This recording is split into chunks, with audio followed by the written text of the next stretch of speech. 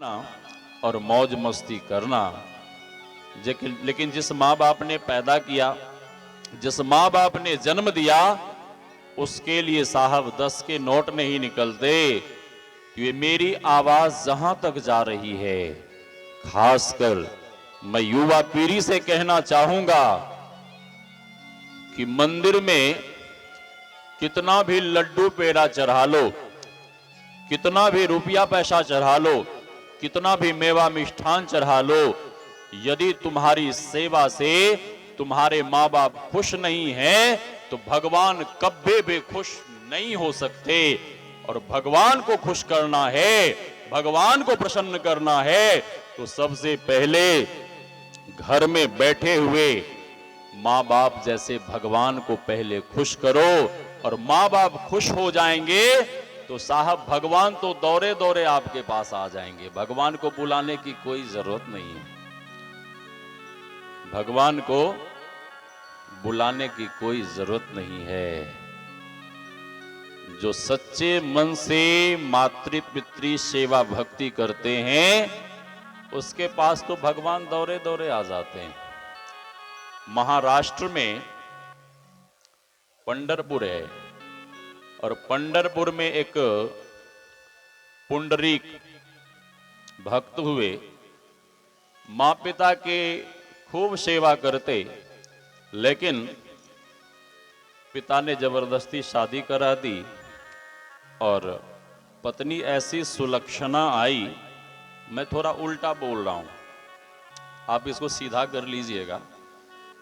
ऐसी सुलक्षणा पत्नी आई कि पुंडरीक के कान में, अपने पति के कान में इतना बढ़िया बढ़िया मंत्र, गायत्री मंत्र, शावर मंत्र, बिच्छा का मंत्र और भूत उतारने वाला मंत्र, इतना बढ़िया बढ़िया मंत्र पढ़ने लगी कि पुंडरीक के दिमाग को खराब कर दी, पुंडरीक के माइंड को डाइवर्ट कर दी।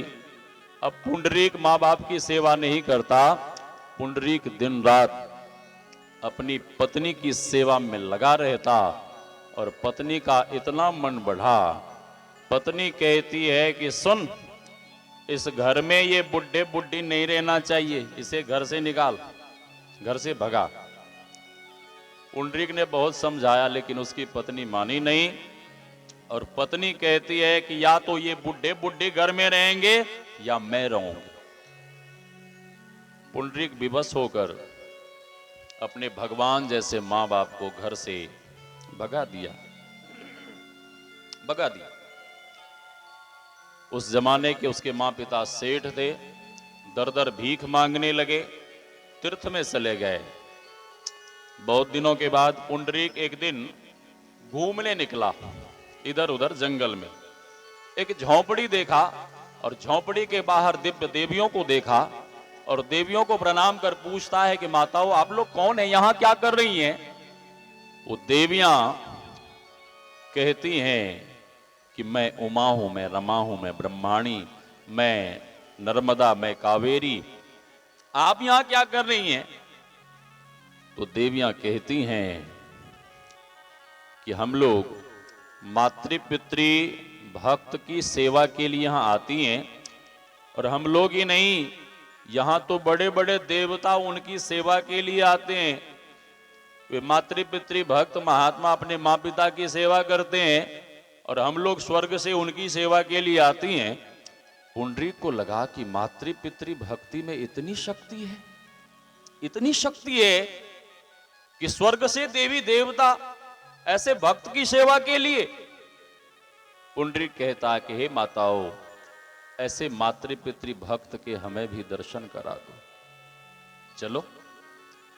अंदर गया कुटिया में, उस मातृ पितृ भक्त के चरण में गिर पड़ा, क्षमा मांगने लगा। मैं बहुत बड़ा अपराधी हूं, मैं बहुत बड़ा पापी हूं। पुंडरीक ने पूछा, क्या अपराध किया है तुमने? किसके साथ? अपने माँ पिता के साथ। कौन सा अपराध?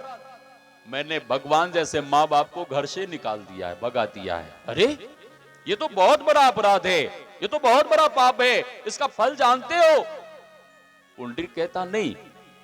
उस महात्मा ने कहा, इस पाप का एक ही फल है, लाखों वर्षों तक तुझे कुंभीपाक नरक में दुख भोगना पड़ेगा। सबसे खतरनाक नरक होता है कुंभीपाक नरक।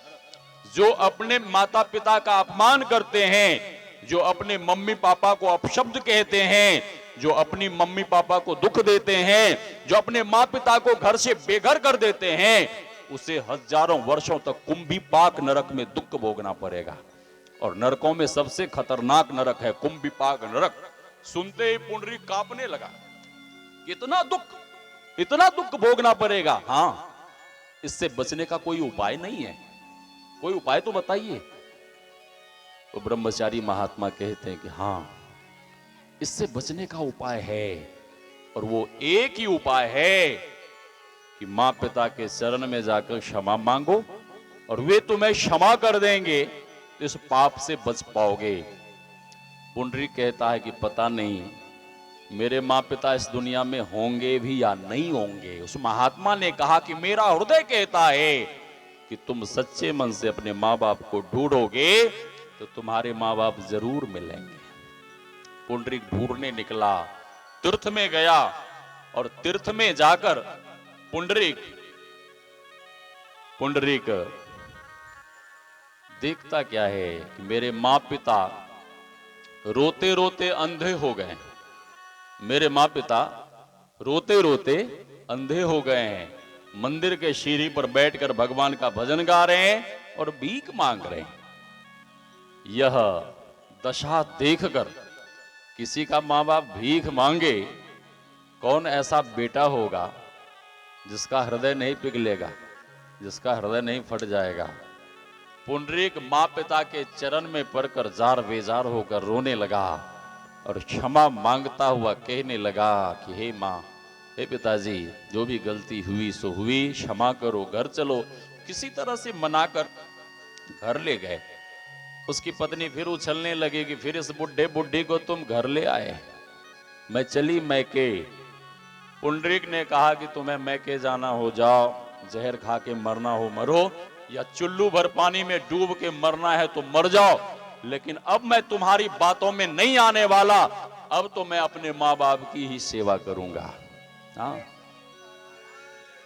अब मैं तुम्हारी बातों में आने वाला नहीं, अब तो मैं अपने माँ बाप की ही सेवा करूंगा। पुंडरीक दिन रात एक कर अपने माँ बाप की सेवा में लग गया, और इतने तन मन से सेवा की, इतना मन लगाकर सेवा की, इतनी मातृ पितृ भक्ति की, उसके मातृ पितृ सेवा भक्ति को देखकर भगवान को नहीं रहा गया। भगवान प्रसन्न हो गए कि ऐसा मातृ पितृ भक्त इस धरा पर अभी कोई नहीं है। और उसके मातृ पितृ सेवा भक्ति को देखकर भगवान को नहीं रहा गया।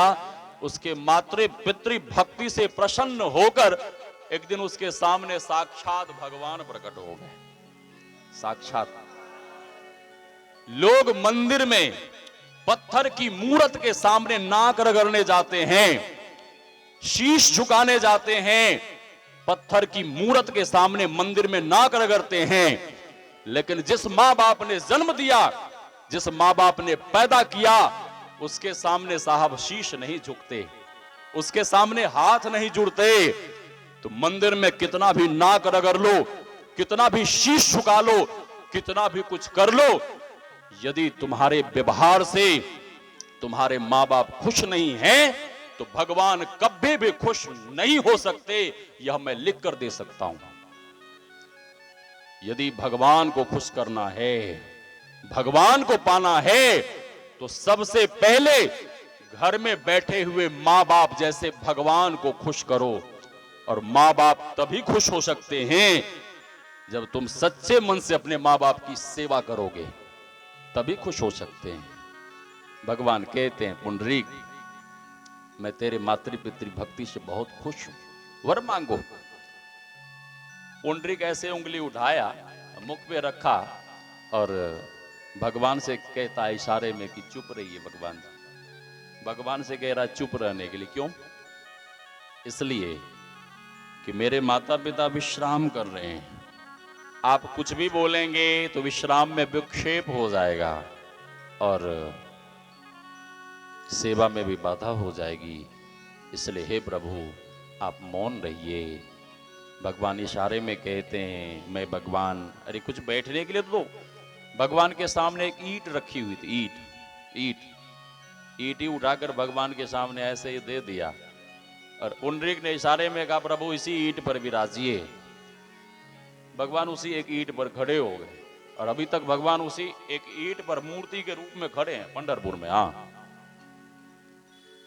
जब सेवा से निवृत्त हुआ भगवान को नमन किया और भगवान कहते हैं, पुंडरीक कहता प्रभु अब आदेश करिए, मेरे लिए क्या आदेश है।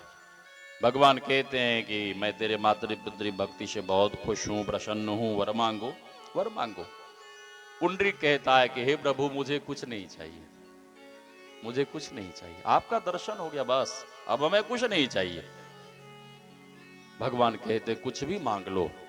पुंडरीक कहता है कि हे प्रभु आप हमें कुछ देना ही चाहते हैं तो यही आशीर्वाद दीजिए कि दिन प्रतिदिन मेरी मातृ पितृ भक्ति बढ़ती चली जाए और हमें कुछ नहीं चाहिए।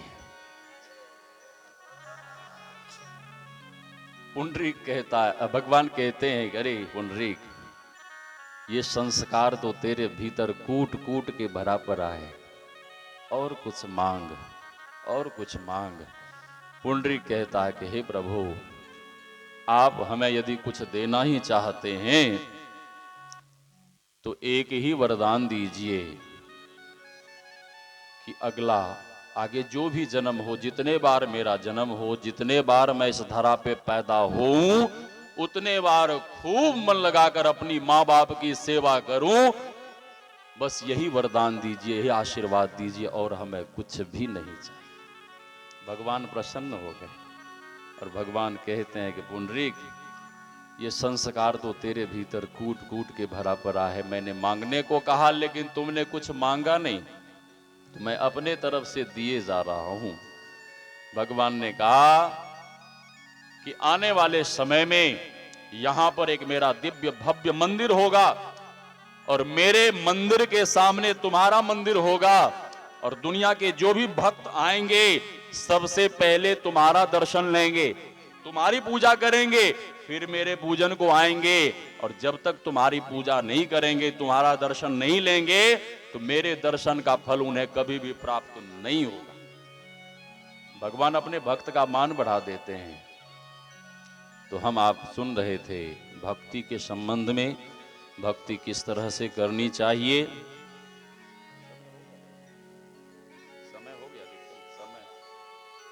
श्री सद्गुरु, हाँ ठीक है, श्री सद्गुरु महा भक्ति हम आपको करनी है तो किस तरह से भक्ति करनी चाहिए। माता